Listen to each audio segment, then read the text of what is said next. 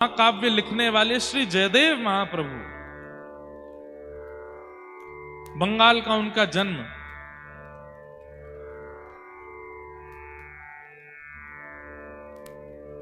उनके साथ एक लीला हुई कि एक बार वो अपने किसी शिष्य के यहां से प्रसाद पाकर के कहीं जा रहे थे।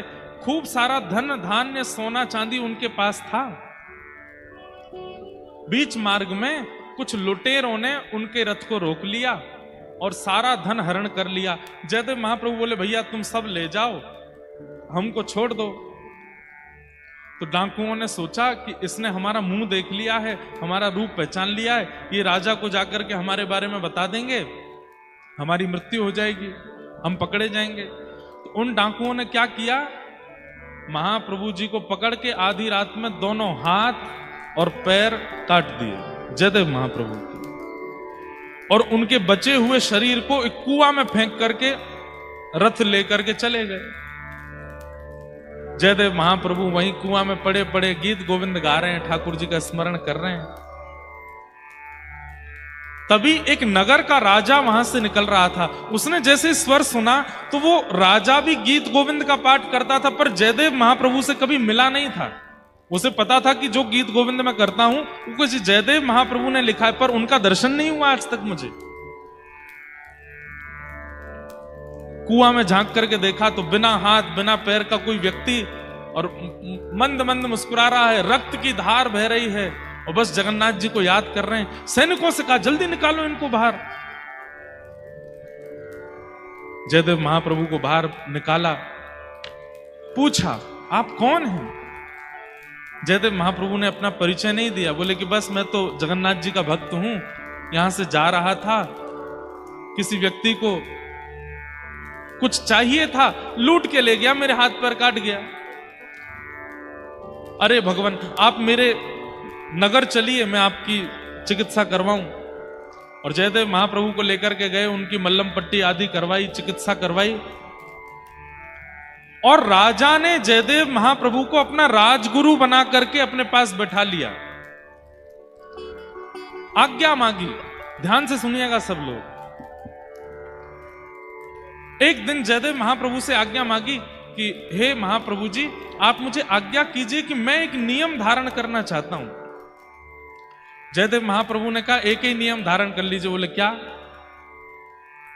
नित्य 1 घंटा के लिए अपने द्वार सब ब्राह्मणों के लिए और सब याचकों के लिए खोला करो, वो जो मांगे उनको दिया करो।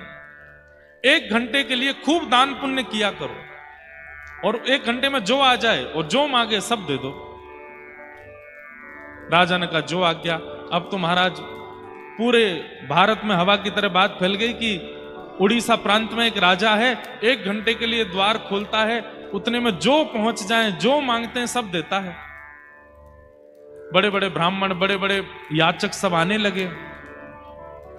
तो वो जो चोर थे जिन्होंने जयदेव महाप्रभु के हाथ पैर काटे, उनके मन में आया कि एक राजा मुंह मांगी वस्तु प्रदान करता है, हम भी ब्राह्मण बन के चले जाते हैं, मांग लेंगे राजा से।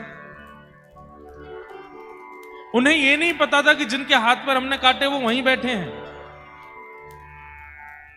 चारों ब्राह्मण बनकर के जैसे ही राजा की सभा में पहुंचे, राजा के सिंहासन के बगल में जब जयदेव महाप्रभु को देखा तो चारों घबरा गए। बोले, अरे ये तो वही हैं जिनके हाथ पैर हमने काटे थे, ये हमारा रूप जानते हैं, ये राजा को सब सत्य बता देंगे, यहां से निकलने में ही फायदा है। जैसे ही चारों वहां से जाने लगे तो जयदेव महाप्रभु समझ गए कि संकोच में यहां से भाग रहे हैं। उन्होंने तुरंत कहा, अरे राजन राजन देखो, आज कितनी बड़ी कृपा, गुरुकुल में हमारे साथ पढ़ने वाले हमारे मित्रगण आए हैं, इनको बुलाओ। अब यहां क्या हुआ, किसी की घनघोर गलती पर क्षमा किया जा रहा है उसको। इसका परिणाम देखिएगा। जयदेव महाप्रभु ने क्या कहा, ये तो हमारे बचपन के मित्र हैं, सखा हैं, अरे इनको बुलाइए। जैसे ही सुना हमारे गुरुदेव के मित्र हैं तो राजा तो आसन से खड़ा हो गया, खूब सत्कार करने लगा, स्वागत करने लगा। उन चोरों को पकड़ करके भीतर लाए, मुंह मांगी दक्षिणा, मुंह मांगी वस्तु, मुंह मांगा प्रसाद उनको प्रदान किया। और राजा बार बार चरण पकड़े, आप मेरे गुरुदेव के सखा हैं तो मेरे भी गुरु हैं, मैं आपको प्रणाम करता हूं।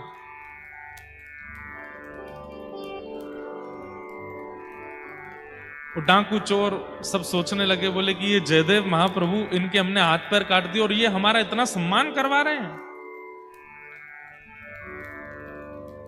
चलो अच्छा है, इतनी सामग्री, इतना धन धान्य दिया। राजा ने कहा ये सब आप लेकर के जाओ।